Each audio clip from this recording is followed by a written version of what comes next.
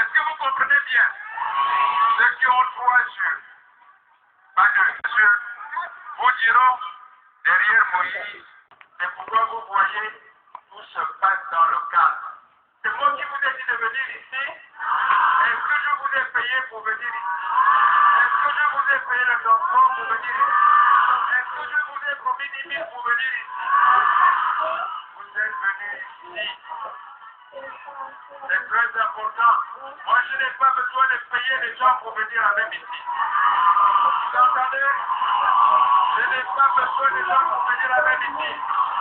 Je n'ai pas besoin de payer les gens pour venir avec ici. Regardez tout ce monde-là. C'est l'esprit du Pharaon. C'est l'inspiration de Dieu qui vous a dit le Gabon est à un tournant décisif. Celui qui veut être libre, les chaînes tombent. Est-ce que vous entendez? Est-ce que l'esclave dit qu'il veut être libre, les chaînes tombent? Vous entendez? Est-ce que l'esclave dit qu'il veut être libre? Est-ce que l'esclave dit qu'il veut être libre? Est-ce que l'esclave dit qu'il veut être libre? Et le peuple gabonais a dit, a décidé qu'il veut être libre. Dieu vous a entendu, n'est-ce pas? Dieu vous a entendu, n'est-ce pas? Alors Dieu vous dit, l'heure de la délivrance a sonné. L'heure de la délivrance a sonné. L'heure de la délivrance a sonné. L'heure de la délivrance a sonné, n'est-ce pas? L'heure de la délivrance a sonné, n'est-ce pas? Ne laissez personne. Au moment où vous rejetez vos chaînes, au moment où vous jetez vos chaînes, ne laissez personne. Personne pour son plaisir personnel. Ne laissez personne pour son plaisir personnel vouloir vous remettre ces chaînes. N'est-ce pas? Parce que dans la vie, il y a un temps. Dans la vie, il y a un temps. Vous entendez? Il y a un temps pour souffrir, n'est-ce pas? Il y a un temps pour galérer dans le désert, n'est-ce pas? Il y a un temps pour prier Dieu pour qu'il vous accorde la délivrance, n'est-ce pas? Et lorsque, oh Dieu, Dieu le Tout-Puissant, vous dit, peuple du Gabon, après 40 ans, après des milliers et des milliers de prières, est-ce que vous pouvez vous imaginer le nombre de mètres qu'il y a eu au Gabon pour supplier Dieu pour qu'il délivre le Gabon? Des milliers, des milliards et des milliards de mètres, n'est-ce pas? Est-ce que vous pouvez vous imaginer le nombre de prières qu'il y a eu dans les temples protestants, les temples des églises de réveil, pour que notre pays soit libéré? Il y a eu des milliers et des milliers de prières, non?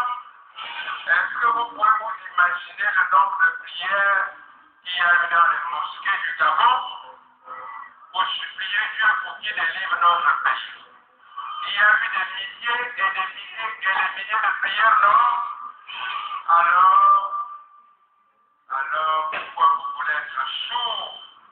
Nous ne devons pas être sourds à la parole de Dieu, à la réponse de Dieu, n'est-ce pas? Alors, c'est pourquoi je vous dis, Dieu a créé le Gabon, un pays riche. C'est le 4e ou 5e pays le plus riche d'Afrique, n'est-ce pas? Dieu a créé les Gabonais en nombre réduit, 1,5 million. Ça veut dire que Dieu voulait que les Gabonais soient un peuple heureux. je vous dis, à partir de maintenant, déjà à partir du 1er septembre, vous avez droit à la scolarité gratuite de vos enfants. Vous avez droit à la scolarité gratuite de vos enfants, n'est-ce pas? Vous avez droit à la scolarité gratuite de vos enfants, n'est-ce pas? Ça veut dire quoi? Concrètement, moi je suis l'homme du concret. Ça veut dire qu'à partir du 1er septembre, vous avez un enfant qui va au lycée, là. On ne paye pas les frais de scolarité. C'est ce qui se passe aujourd'hui, non? Mais si vous avez un enfant au collège, messieurs, à l'Immaculée, à Croisette, au Koweït, au lycée Toué d'Amali, au lycée Moudou-Mambou à Koulamotou, au lycée Hussein Tambol, et un peu partout, vous ne devez pas payer la scolarité de ces enfants. Parce que ce n'est pas vous qui l'avez envoyé là-bas. Parce que la scolarité, c'est l'État qui doit le payer. Puisque la scolarisation est obligatoire au Gabon. Est-ce que vous m'avez compris? Ça veut dire qu'à partir du 1er septembre, nous sommes le 18 août. Ça veut dire qu'à partir du 1er septembre, c'est fini ça. Vous entendez? Moi, je vais le mettre en application. Je vais négocier avec les établissements. On va signer des conventions. Parce qu'aujourd'hui, ils sont déjà déclarés d'utilité publique.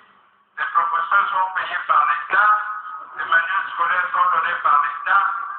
Je ne dis pas qu'on va les fermer, qu'on va les tuer.